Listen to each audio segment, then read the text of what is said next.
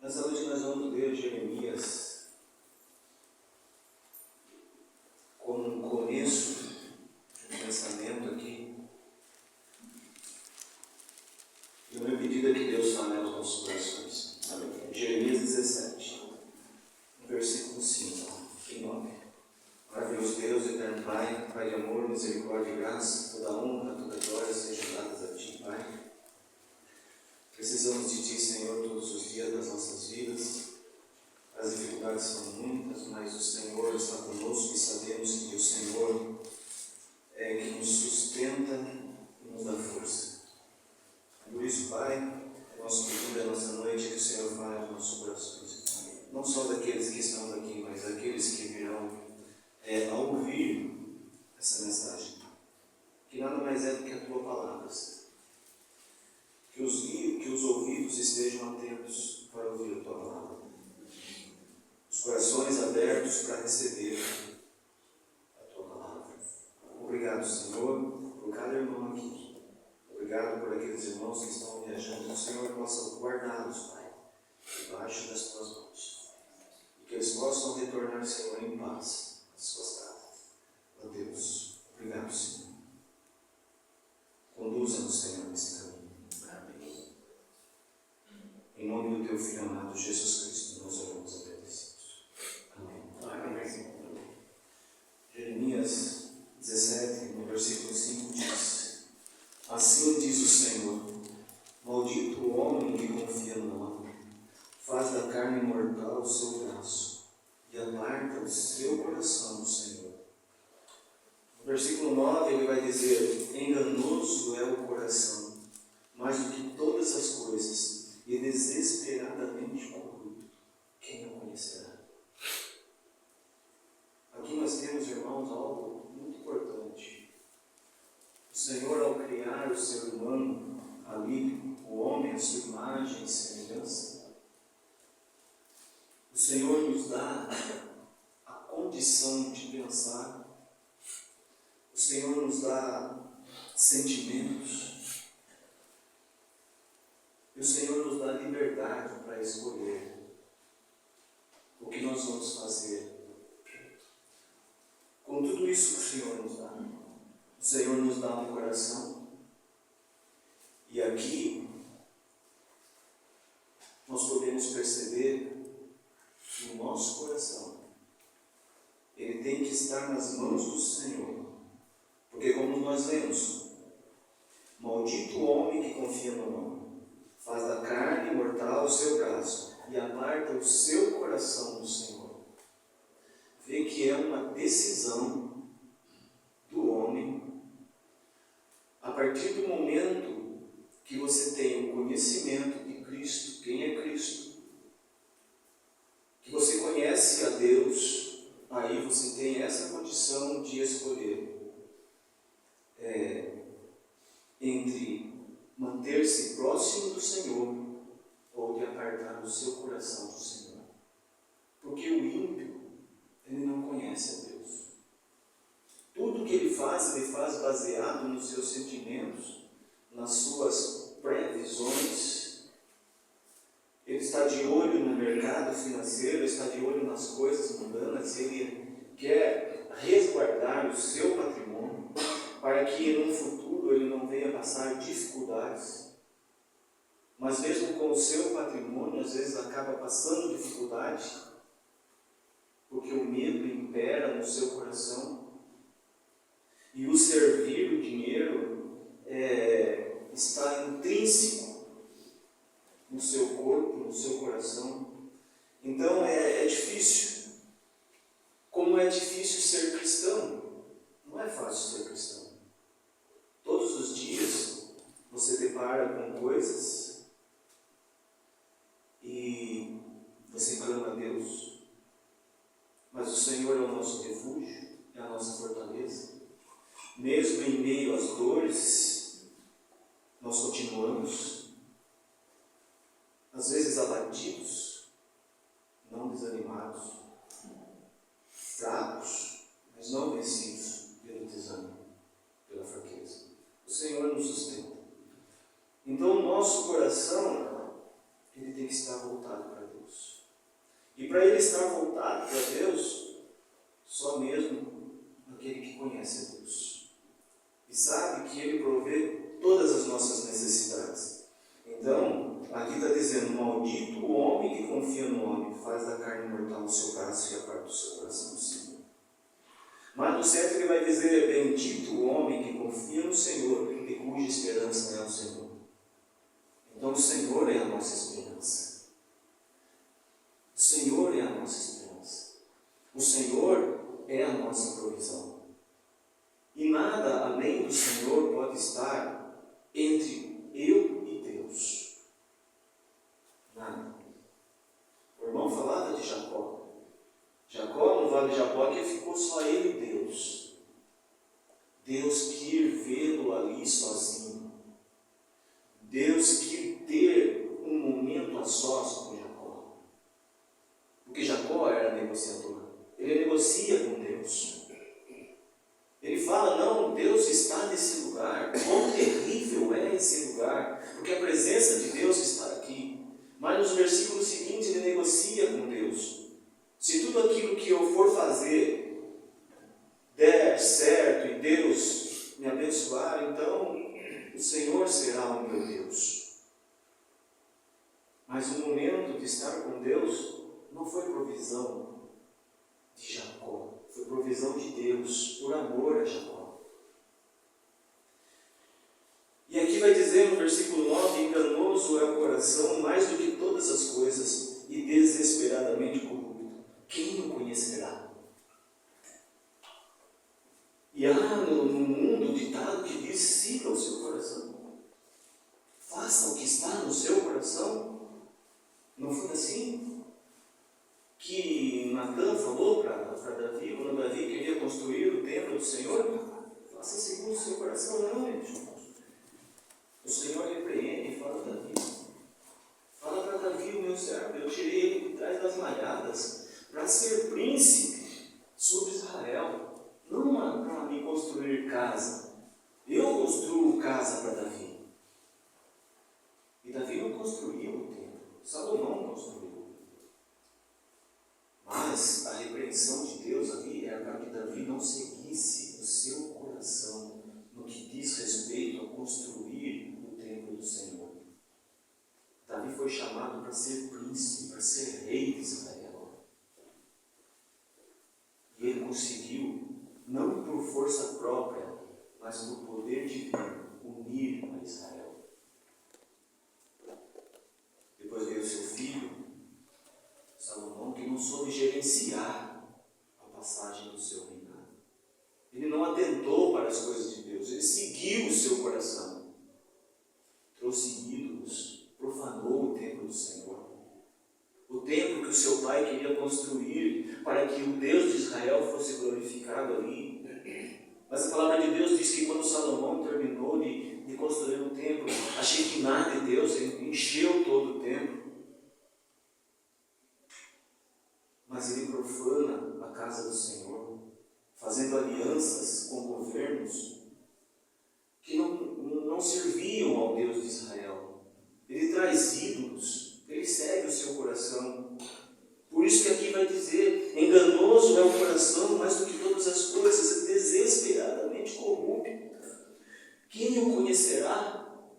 Mas nós, como filhos de Deus, a palavra de Deus vai dizer, eu, o Senhor, o Deus de Israel, o Deus que veio até você, o Deus que te escolheu, eu, o Senhor, esquadrinho o coração, eu provo os pensamentos, e isso para dar a cada um segundo o seu proceder, segundo o fruto das suas ações.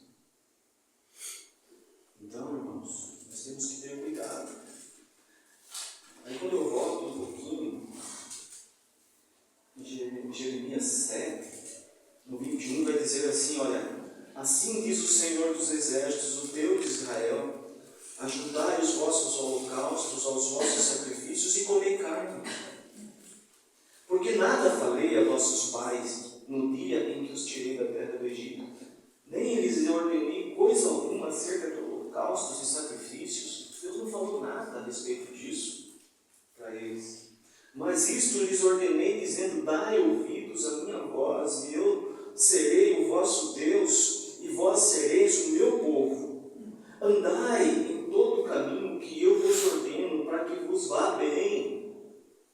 Vê que Deus aqui, na sua preocupação, está aconselhando o seu povo a não tirar a sua atenção dele, a não desviar o seu coração dele. Por quê? Para que tudo vos vá bem.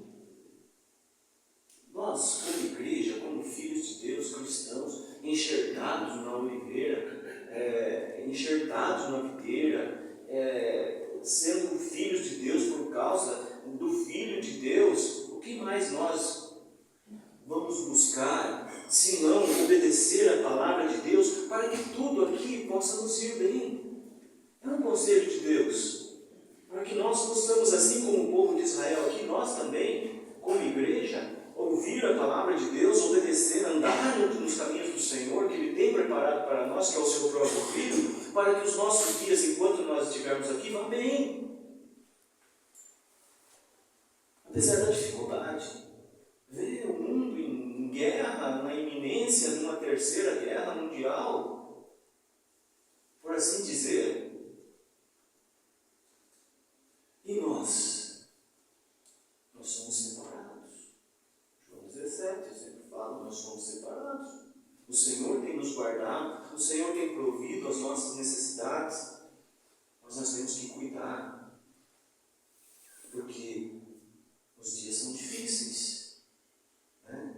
Mas não deram ouvidos, nem atenderam, porém andaram nos seus próprios conselhos, e na dureza do seu coração maligno. O coração do homem desprovido de Deus é maligno, é mau. O homem mundano, ele não tem piedade, por isso que são chamados de ímpio. Não tem piedade. Não há piedade no coração do homem que não serve a Deus. Não há. O homem que serve a Deus, ele é voltado ao dinheiro, ao lucro imediato. E nós vemos que muitos caem em ciladas. Eu investi tudo que eu tinha porque a promessa era de um lucro abusivo. Não. Caiu no engano. Por quê? Porque o coração do homem, sem Deus, ele só pode servir a Mamon. Jesus fala isso. Há dois senhores. Ou vocês servem a Deus ou a Mamon, que é o dinheiro. O diabo não é senhor. O diabo é servo de Deus. Servo de Deus. Andaram para trás e não para diante. Por quê? Porque eles andaram, seguiram a dureza do seu coração. E isso é que está o perigo. O perigo da igreja. Seguir o próprio coração. Não dobrar o joelho e consultar a Deus. Não sentar, abrir a palavra de Deus e ver qual conselho eu consigo com os exemplos dos antigos que já passaram por aqui, viveram dificuldades, pecaram contra Deus sim, mas se arrependeram.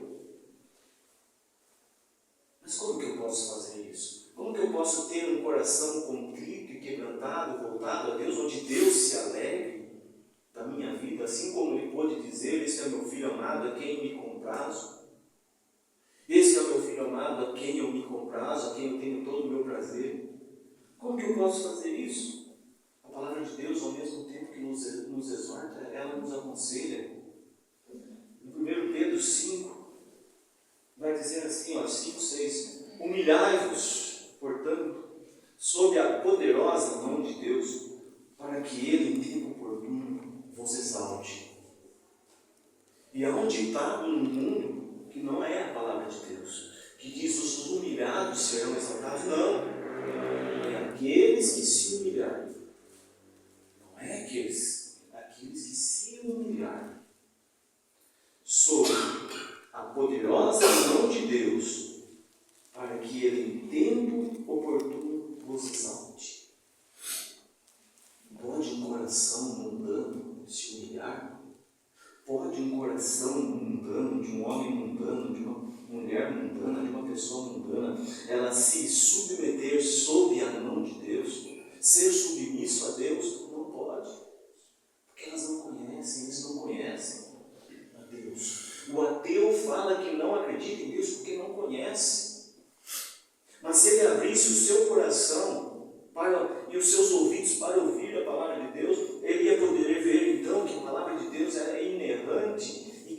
nos transmite vida e que essa vida vem do alto, proveniente do trono de Deus, aí eles talvez mudariam de pensamento. Porque tudo começa na mente. Tudo começa na mente. Mas como que eu posso me humilhar sob a mão poderosa de Deus? Lançando sobre Ele todas as vossas ansiedades. Porque Ele tem cuidado de vós. E Deus tem cuidado de nós. Com todas as nossas intempéries aí, com todas as nossas dificuldades, com as nossas correrias, o Senhor tem cuidado de nós. Mas Ele faz um pedido aqui: lance sobre Ele todas as vossas ansiedades. Tudo aquilo que vem para tirar a sua atenção do foco que é Cristo. Aí ele continua: sede sóbrios e vigilantes, o diabo, vosso adversário, anda em derredor, como um leão que ruge, procurando alguém para devorar. Irmãos, isso aqui é muito importante, porque o diabo, vosso adversário, anda em derredor de vós. Em derredor de quem? Os filhos de Deus. Por quê? Porque os filhos de Deus são luz para esse mundo. Os filhos de Deus são aqueles que anunciam o evangelho de salvação. Imagine que os anjos anelaram entender mais a respeito desse mistério tão maravilhoso que é o evangelho de Deus, que é Cristo. Mas o Senhor não revelou a eles.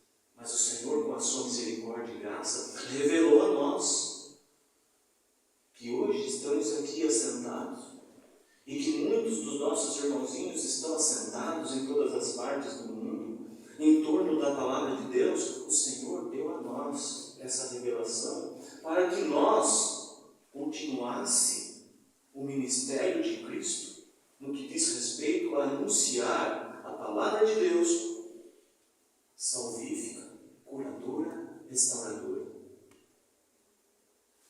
Então, irmãos, quando a palavra de Deus diz que o diabo anda em derredor de vós, tramando como um leão, buscando a quem possa devorar, em outra tradução, quem possa tragar, é muito interessante, porque mesmo nesses momentos, e agora nós vamos falar um pouquinho de tentação. O que é tentação?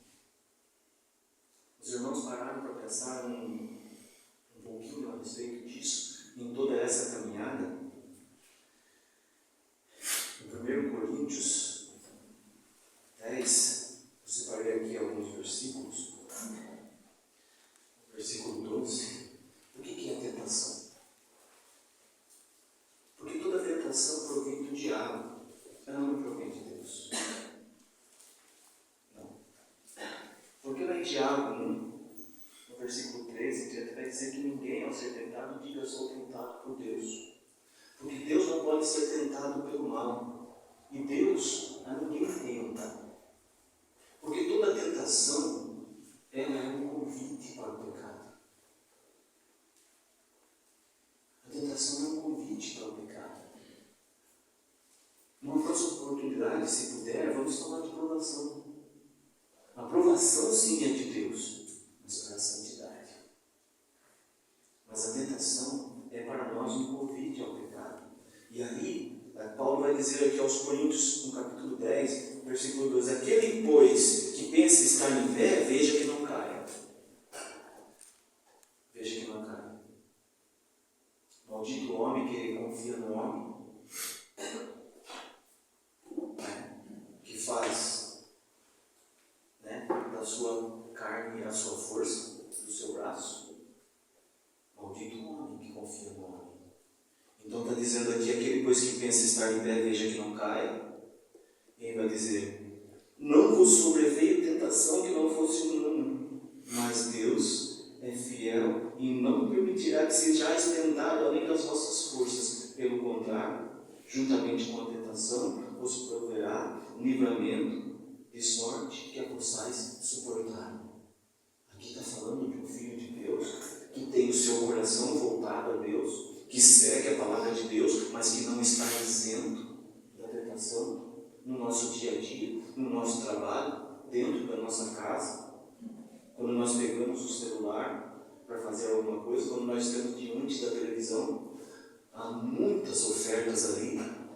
E aí, se o nosso coração está voltado para Deus, confiante nele, na força dele, na provisão dele, no sustento dele, ele nos guardando, aí sim nós temos condição de vencer a tentação, porque o Senhor está provendo para nós o livramento. Que nós possamos entender, irmãos. E aí, nós vamos um pouquinho mais em Tiago. E o livro de Tiago, considerado como palha ao fogo por Lutero, é um livro precioso da palavra de Deus, que o Senhor fala aos seus através da vida de Tiago, e que essa palavra tão maravilhosa chega até nós. E aí, como eu li no capítulo 1:13, ninguém ao ser tentado diga sou tentado por Deus, porque Deus não pode ser tentado pelo mal, e Ele mesmo a ninguém tenta, ao contrário, cada um é tentado pela sua própria cobiça, quando esta o atrai e seduz. Então a cobiça, depois de haver concebido, dá luz ao pecado, e o pecado, uma vez consumado, gera morte. Onde ocorreu a primeira tentação?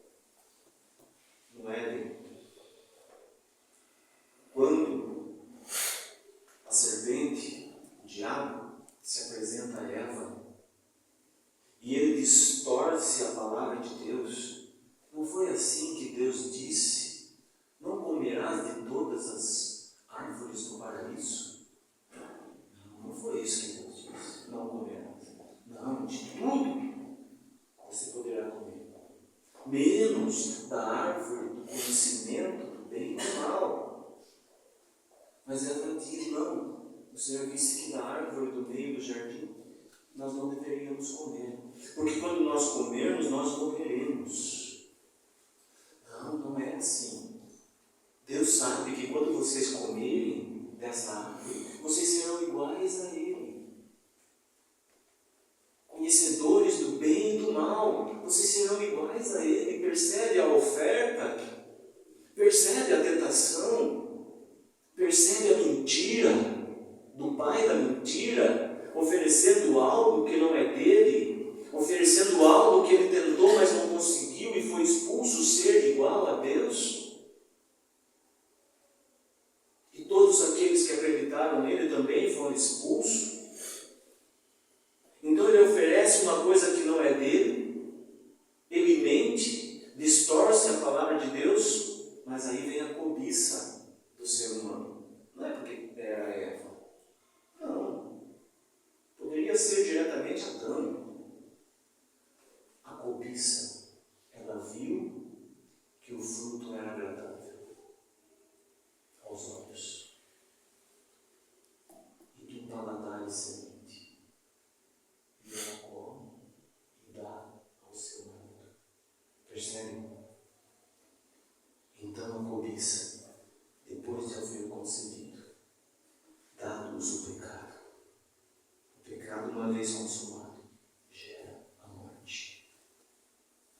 Separação de Deus. Separação de Deus. Lázaro come das migalhas da mesa do rico.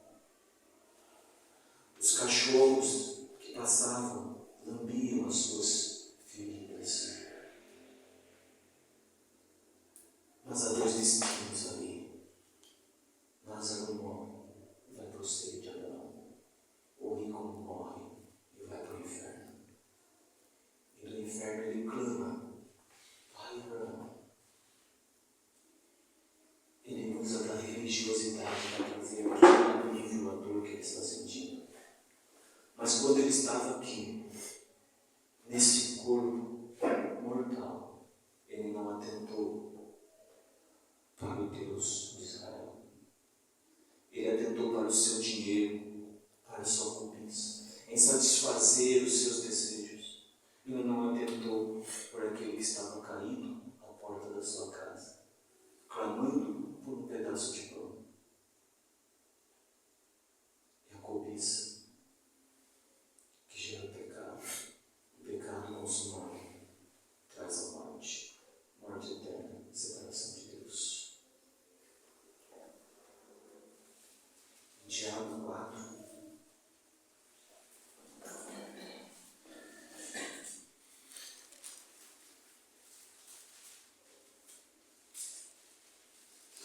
Sujeitai-vos, 4:7.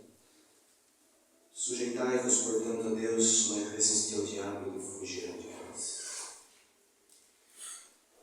Chegai-vos a Deus e ele chegará a vós outros. Purificai as mãos dos pecadores, e vós que sois de ânimo dobro, limpai o coração. Como que eu limpo o meu coração? Me humilhando diante do Deus Todo-Poderoso, ouvindo e recebendo a palavra de Deus como sendo ela vida para mim, como sendo ela perdão para os meus pecados, como sendo ela um norte para a minha vida enquanto aqui. Ouvindo a palavra de Deus e praticando a palavra de Deus a ponto de eu estender a minha mão ao caído e levantá-lo e dizer a ele as maravilhas de Cristo para a vida dele e que há esperança para a vida dele em Cristo, que há salvação para ele em Cristo.